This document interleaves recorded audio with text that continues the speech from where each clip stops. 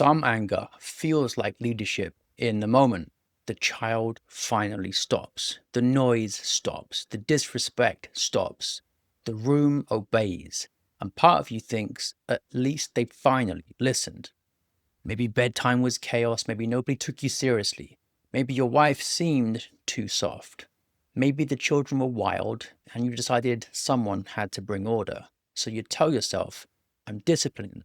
I am the father. The danger comes from what your anger teaches while the room gets quiet. Your children might learn that fatherhood means fear. They might learn that obedience comes from panic rather than trust. And they might learn to read your face before they can feel safe near you. Your wife might see it before you do. Maybe she says you scared him and you hear you're a bad father. She might simply be naming what the child's face already showed. The hard part is that anger often works in the short term. The child does stop, the room does go quiet. You do feel powerful for 10 seconds. Then later the house feels brittle and your wife feels distant and your child avoids you. A father must correct his children. Permissiveness doesn't really love them. Children need order, boundaries, consequences, and formation. Catholic moral theology judges punishment by its purpose. Punishment should serve the child's good and the order of the home. It should not serve the father's irritation, pride, or desire to dominate. Now, anger isn't always sinful. Righteous anger can move a man to correct real disorder, but anger becomes dangerous when it outruns reason. If your voice, face, words, or body make the child think dad isn't in command of himself, you might have lost the very thing you're trying to teach. Most men try to fix angry discipline by promising, I will never get angry again. But that will fail. You will get angry. The question is whether anger will serve reason or reason will serve anger. I want to give you a simple discipline reset. First, you need to see the trap.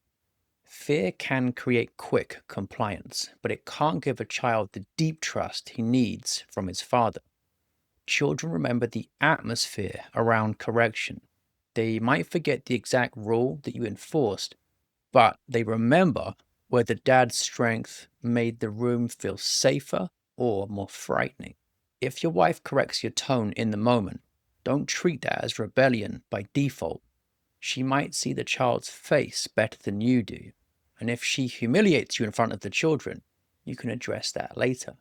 In the moment, just receive the warning if it's true. You're right, I was too sharp. I'll handle it calmly. And that single act might restore more authority than winning the exchange with her in the moment. Afterwards, you can speak with your wife privately about how to correct each other well. Children should see unity and they should also see humility. Now, first, lower your body before you raise a consequence. Before you correct, check your body. Jaw tight, shoulders forward, voice rising, finger pointing, fast movement. Then you're already flooded. So you can say, I'm too angry to correct well. I'm going to pause and then I'll handle it. That shows your children that authority begins with self-command. Second, name the rule, not your rage. A child needs clarity more than intensity. Don't say you're driving me insane. Just say the rule is that we speak respectfully. The rule is that bedtime starts now.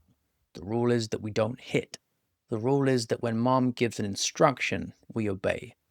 Then give the consequence calmly. You lost the toy for tonight.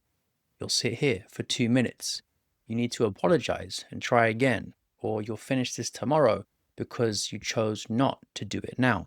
Keep it short, clear, and firm.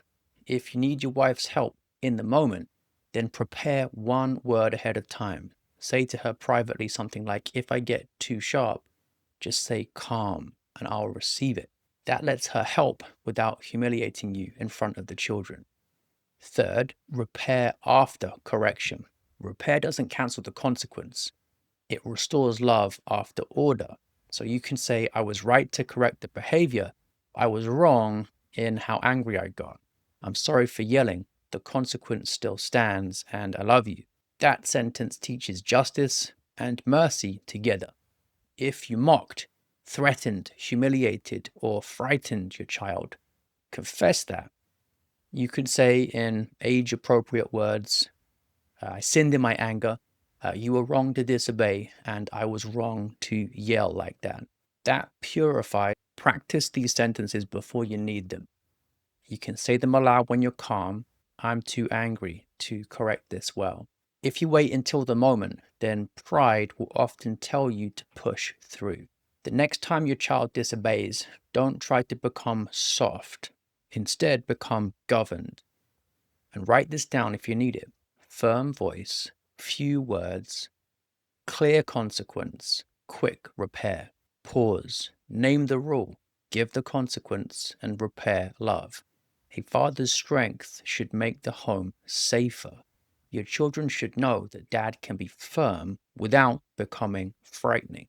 That's meekness, strength ruled by reason. Watch the video that comes up next because angry discipline often connects to work stress, resentment, and the way a man carries pressure into the home. And if you want help applying this to your exact situation, click the link in the description or the pinned comment to get KnowlandBot. You can message KnowlandBot after you snap and then ask, how do I repair this with my child or my wife? And you can also leave a question on the channel in the comments here, and I'll answer the best questions in future videos. Thanks for watching.